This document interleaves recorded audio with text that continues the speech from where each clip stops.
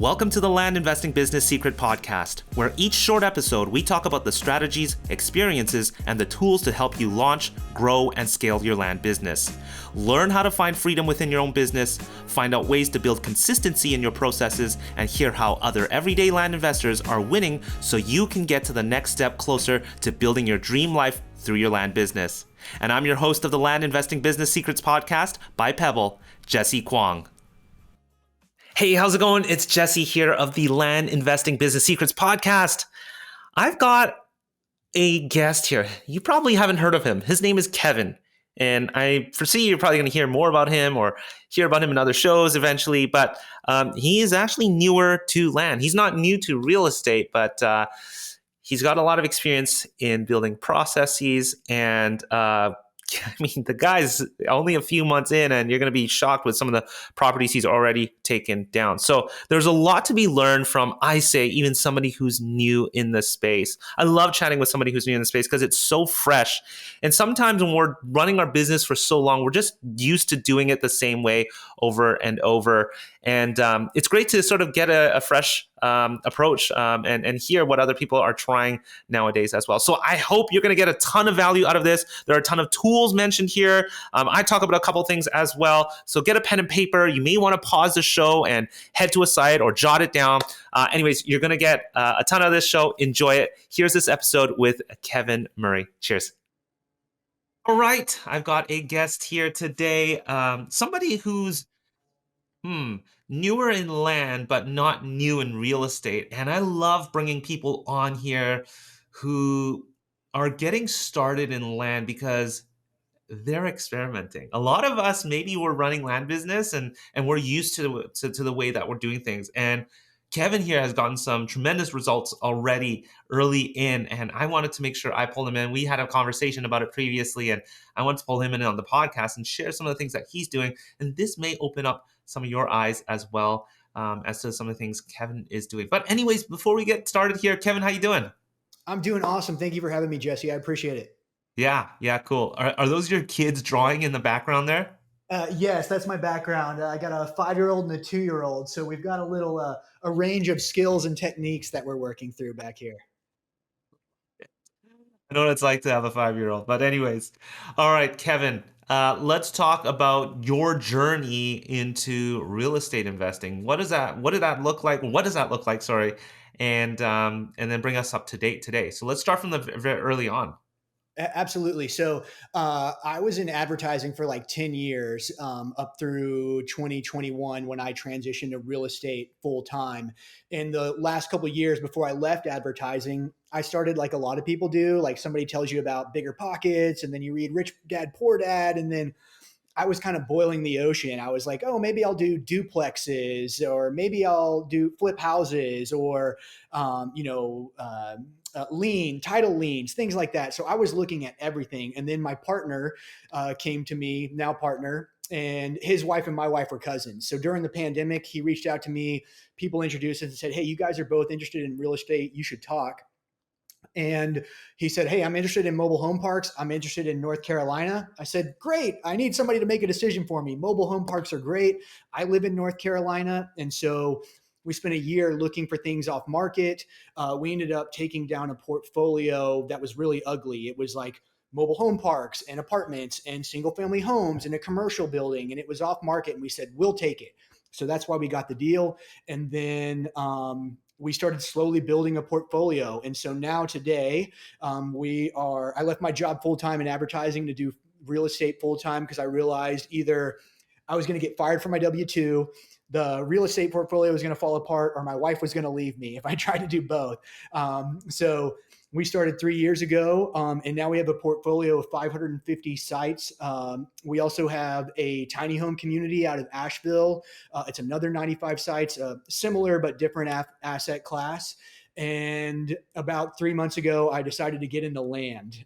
So that's where kind of my journey and where I'm at today.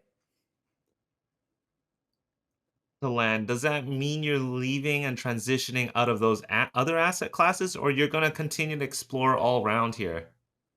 So it's kind of like we are geographically concentrated on our mobile home parks. We have a team there. It kind of almost runs itself because we spend a lot of time getting into systems and processes. I got my butt kicked for the first 18 months, working like 60, 80 hours a week at the properties, like 6 days a week, staying the night down there. And it took me a long time to realize, like, oh, we need systems and we need processes and we need good people in place.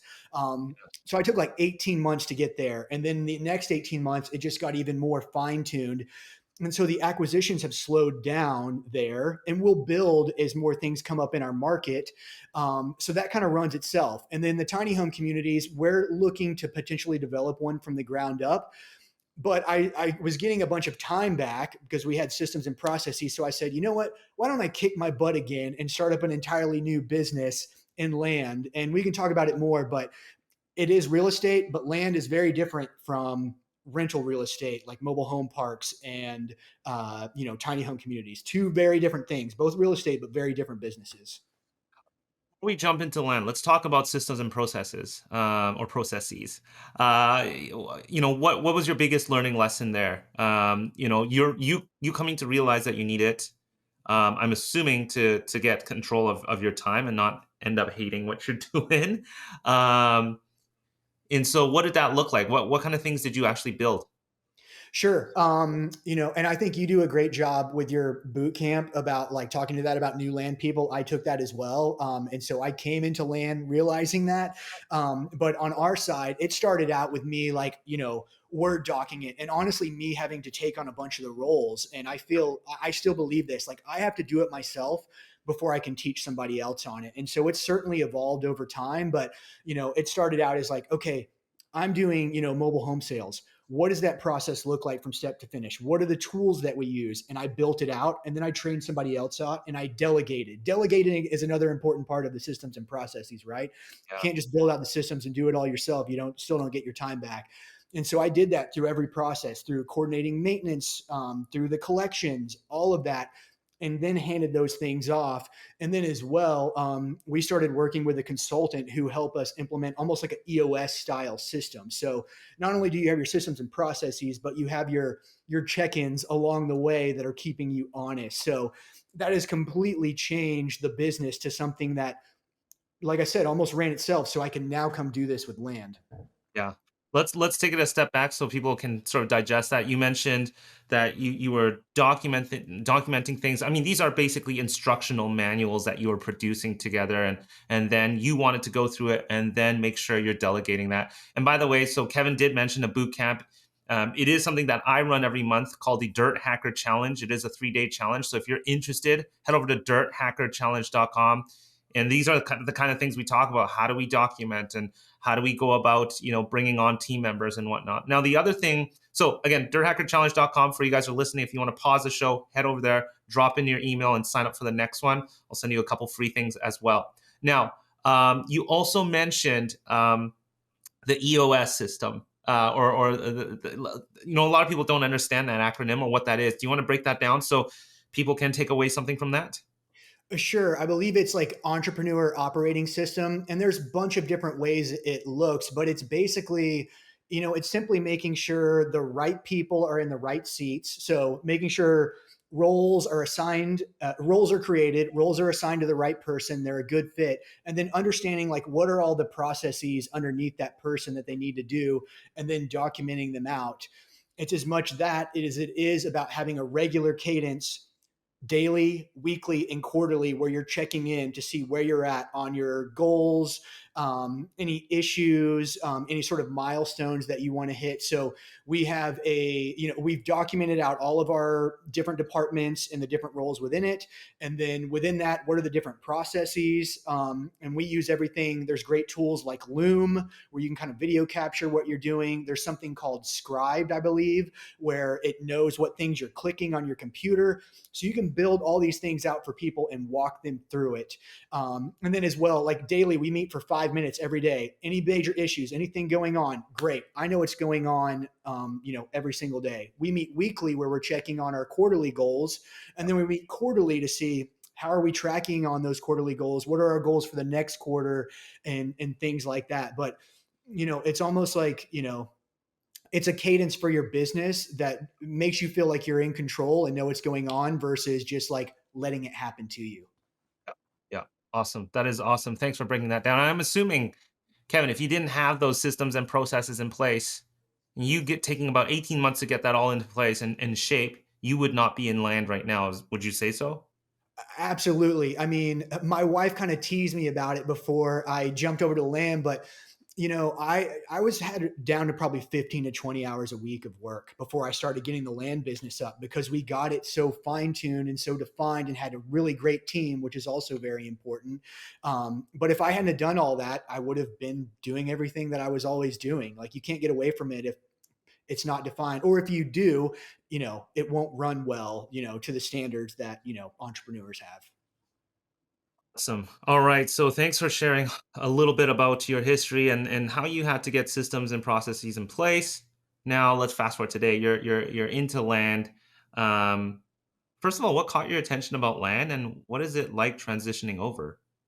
What attracted me to land is, I feel like with the mobile home parks and the rental real estate, it's almost like I had a nice foundation of, cash flow. And it's a long term asset that is going to grow over time. What drew me to land is the potential to generate, it's much more transactional.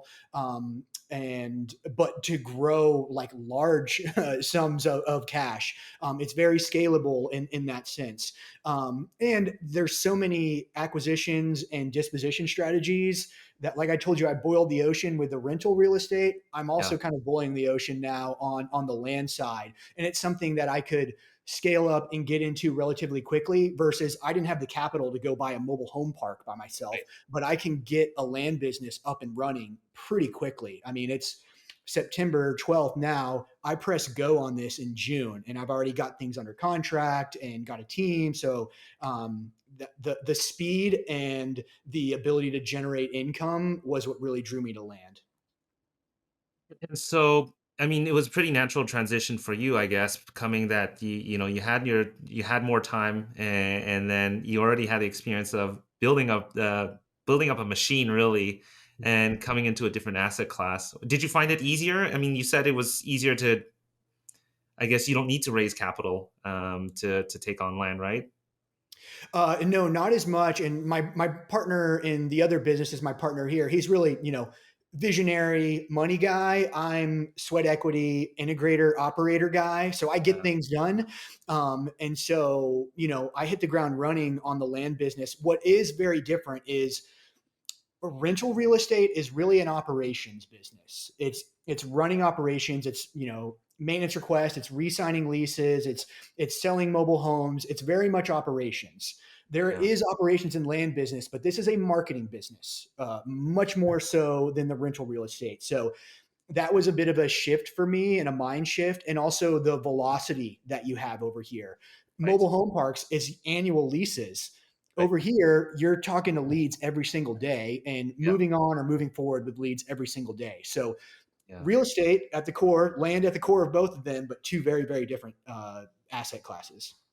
Let's talk about marketing, since it's fresh to you right now, and then on the date of recording this, you're still only about 3 months in, and we've got some pretty major deals done here. But we'll talk about the details of that. But um, what does marketing look like for you, and what are the kind of things you're exploring in terms of marketing? Sure.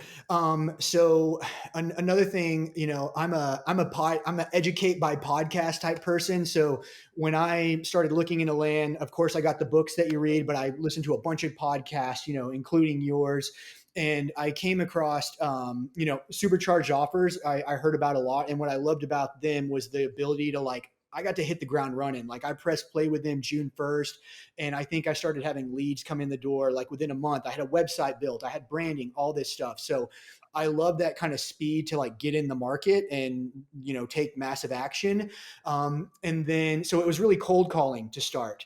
So cold call leads coming into my inbox, and then me working them. And then I think, today or this week, I have direct mail starting to go out. I've heard a lot about texting and things like that. So I'm exploring other marketing channels. And I also, that's all off market. I look at, on market deals is kind of another channel to explore as well. So that's what's really interesting to me. There's so many acquisitions opportunities and strategies, so many marketing channels to explore as well. Yeah, I mean, recently we've had a couple guests talk about on-market deals as well. So, have you actually locked anything down from on-market deals? So I have, we can talk about the deal now or later, but I have a deal that I wrapped up on market and or off market, and there was an adjacent parcel that was on market. So I got that wrapped up and I turned, 37 acres into 44 acres with Wow. ingress, egress on both sides. And so that's like a major subdivision I'm exploring right now. Come back to some of this step by step, but let's just talk about the properties that you have under contract right now. What does that look like?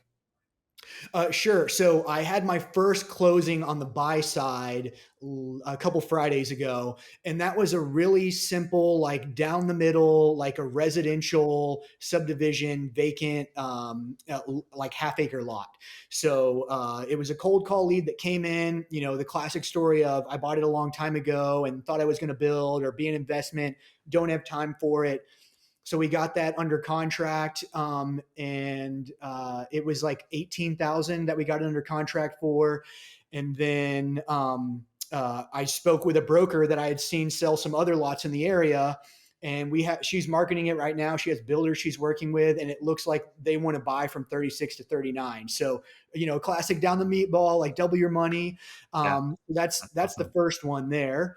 And then one that I'm really excited about is the one that I was just talking about. So it's 37 acres in North Carolina. It's in the city. And then I added on this extra 7 acres that was on market. So it's 44 acres. Yep. It allows for 6,000 square foot residential subdivision lot. So I've got an LOI coming my way from a major home builder Monday. We've already agreed to pricing per lot. I had my first meeting yesterday with city council. So these major subdivisions are super exciting because it could be an absolute monster of a deal or it could be absolutely nothing. And so I'm like mentally preparing myself for that. And we have the land under contract for like 9 to 12 months. So we got a long runway to get everything done that we need to do with as little capital, out the door as possible. So it's all the soft costs that we're incurring along the way, not the hard cost of the land. This was a lead that you got through cold calling as well. Is that correct? Exactly. Yeah. And it was, one of those things too, where we called the person about, it was like a half-acre lot. And they were like, that's not for sale. But my mother-in-law has 37 acres that, she's been trying to get rid of or wants to get rid of. And so we were able to, yeah, get that wrapped up. What was it like? I mean, I don't know if you've done a lot of cold calling or talked to leads on the phone. Did you have to sort of negotiate anything special? Was there anything sort of big learning lessons from this bigger deal? Yeah, that's a good question. And there's a lot of people that I hear talk about like negotiations and good salesperson and all that stuff. And I don't think of myself that way. I Yeah, think I feel like I'm pretty good at connecting with people and building rapport. And yeah. honestly, they had a number, and I go, okay, how can I make that number work? So I think a big lesson across the business is like, don't be greedy. So could I have got them to knock off, 25 grand? I'm sure I could have, but I just looked at it and I go, okay, how can I make this work? It doesn't work as a flip, but it could work as a major subdivide. They name Yeah. the price, I'm going to name the term. So they name their number. Okay, I can do that, but I need it under contract for this long.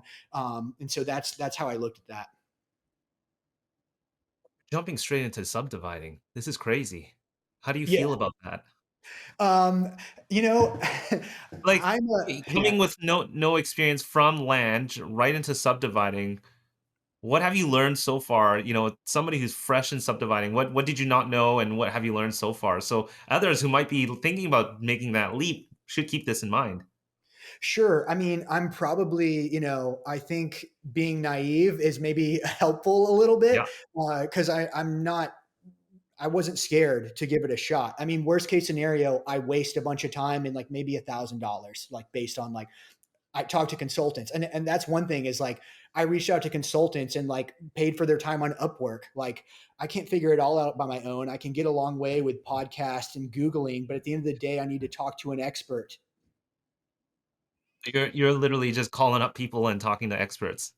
Yeah, like looked up land use consultant and looked up podcast. Like I think it was Rick Roush is his name. Like works Yep. with Kellen Faulkner. So I looked him up. Like guys, don't be afraid to reach out to people. The worst thing that's going to happen is they're going to ghost you or tell you they don't have time. A lot of times people have time, and you're going to make valuable relationships.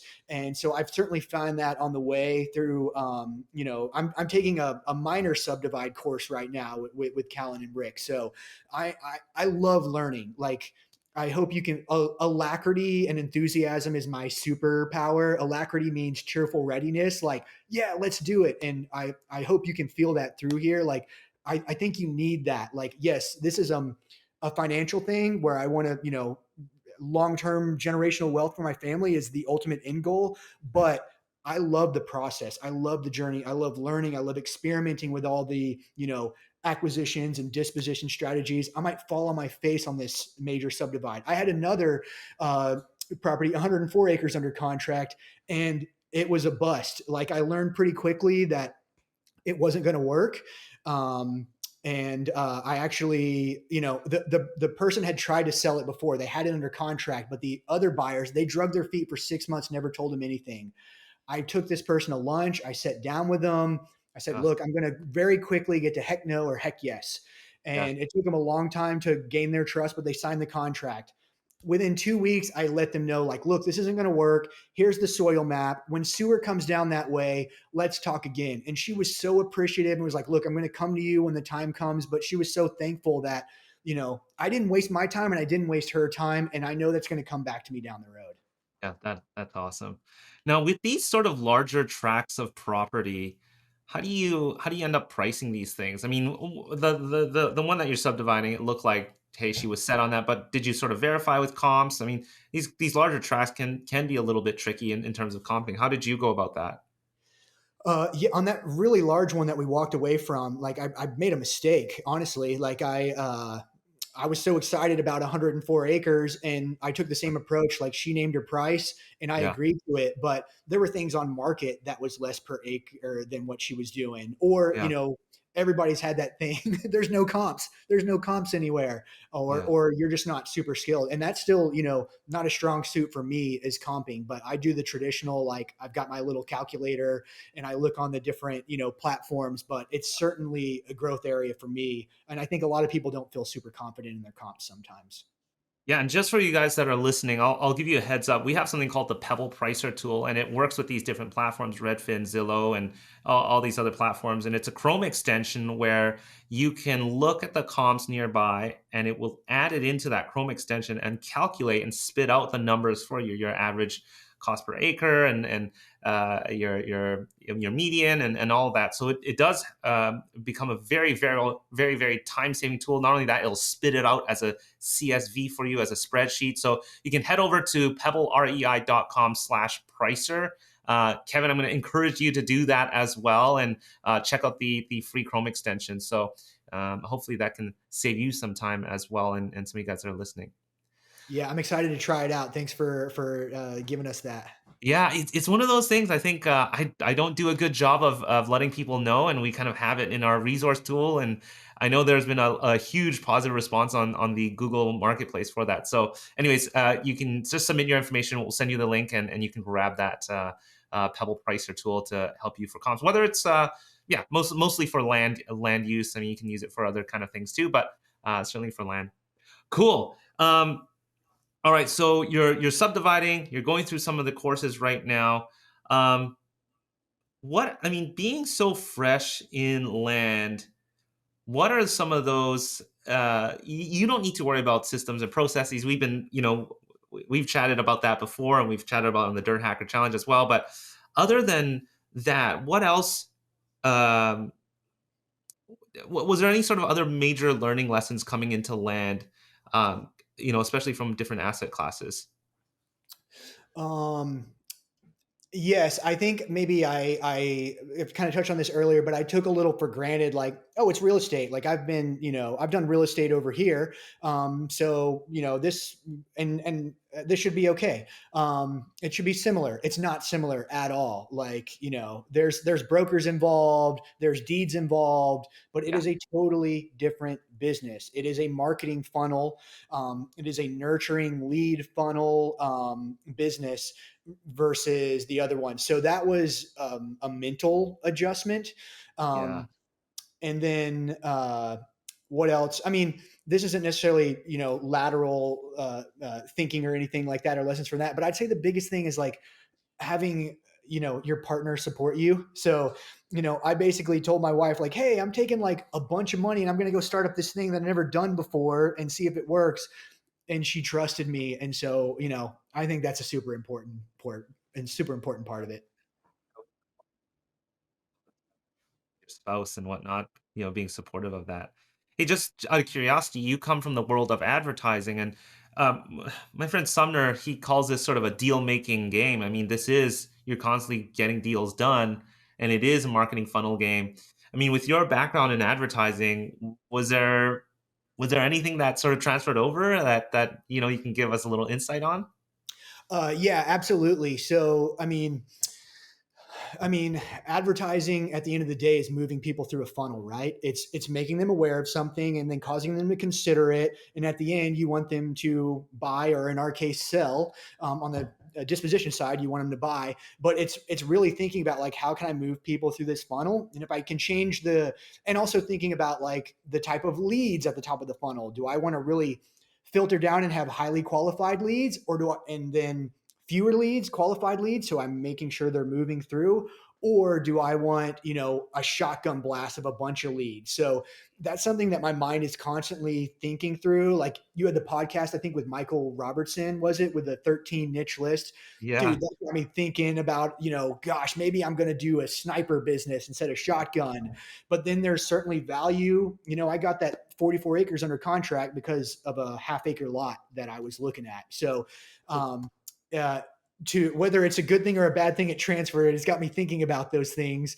I haven't, finalized any of that stuff yet, but absolutely, there's definitely some translation, and I'm excited about all the marketing channels too. Is another thing. activity and room to play here, and it's great you're sort of embracing that and looking beyond sort of the traditional approach of land flipping. Now, I don't know if you mentioned it on camera here with me or off camera, but you did mention that you're also going to explore direct mail, or that's something that you're thinking about exploring. Uh, why? What did you hear about it, and why do you feel like you want to explore direct mail?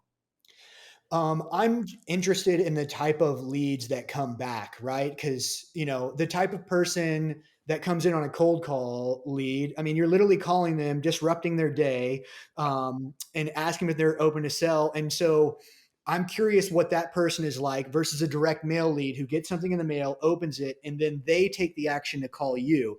So it feels like a warmer lead.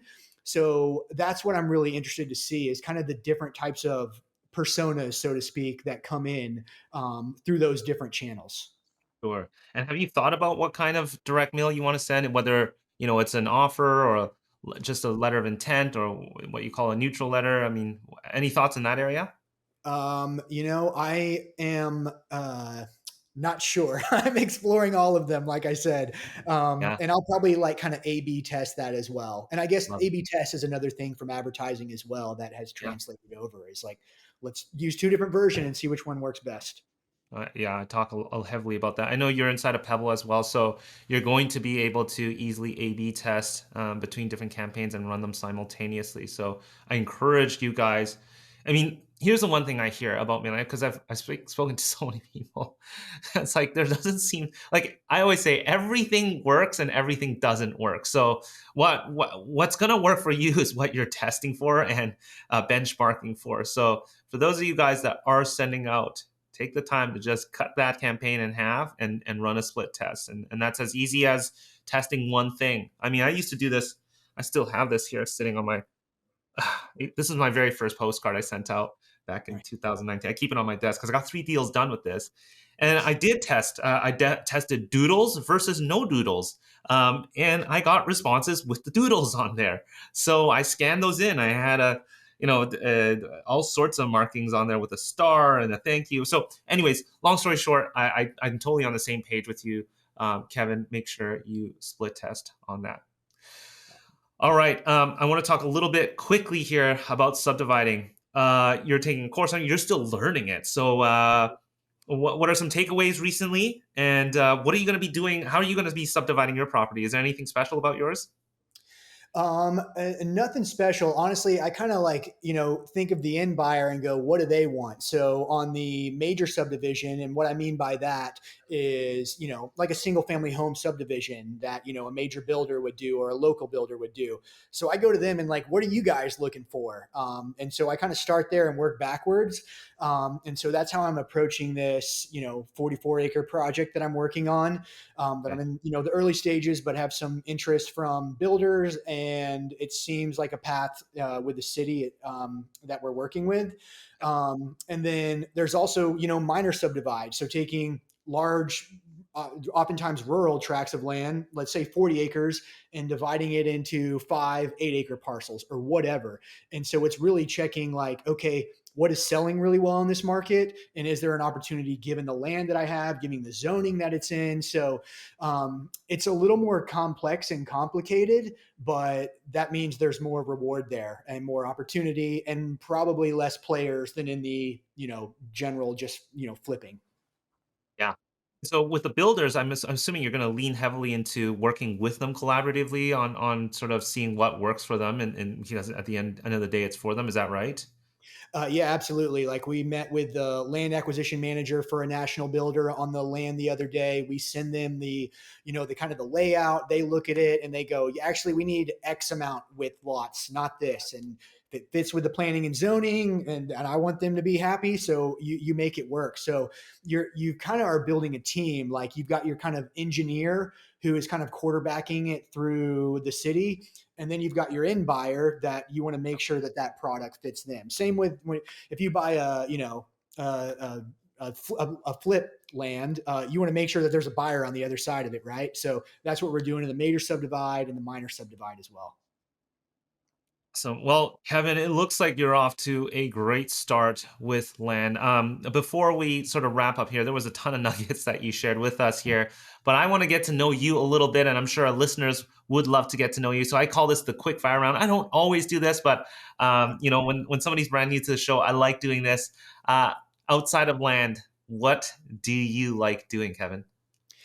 So my family, wife, and 2 kids. Got a 5-year-old and a 2.5-year-old. So I like to enjoy time with them. My daughter just started kindergarten, so that's a whole new journey. My 2.5-year-old son, he's a total maniac. So just playing with him and spending the time with him that I can. I also got really into jujitsu like 2 years ago. So up until I started this business, I was going like 5 6 days a week. I've dialed it back a little bit, just Yeah, because the land business getting it up and started. yeah. But I do competitions a couple times a year. Oh, So hey, yeah, those are probably my two big things. I love like, exercise, specifically jujitsu, and then yeah. family are my two big things. I just started jujitsu myself a couple months ago, so I'm getting into it a couple mornings a week. So it's pretty awesome. Yeah. Cool. Uh, what's the weirdest thing in your fridge right now? You would say. Ooh, that's a good question. Oh, I think like a Japanese soda that my brother-in-law brought for my wife from like a specialty goods store. He got her like three different ones, had some sort of like cartoon character. I had no idea who was on the front of it. So that's probably some weird flavor. Yeah. What's your favorite food? Oh gosh, probably anything burrito like grab some sort of tortilla type thing and stuff things inside of it, and I'm your guy. Dosas, all of that. Yeah. Okay, a couple more here. What's your favorite show or movie you're watching right now, or you've watched recently, if you even watch anything? Oh yeah. That's after the kids go to bed at night. Like it's unwind time with my wife. Like I hear some people they're like, I never watch TV. I'm always grinding. I'm like, you probably don't have 2 kids. Yeah. Um, Uh, so right now we are going through Brooklyn Nine-Nine. We've never watched it before, so we're almost to the end of that. And then we got into Traders. which is like a reality TV show. There's like Traders UK, Traders Australia, and I'm not a big reality TV show guy, but it's pretty entertaining. Would you recommend to have on this podcast and why? Gosh, I've heard a lot of your episodes. You've had a lot of good people on. Let me see. Forgive me if he's been on already, but Justin Pache.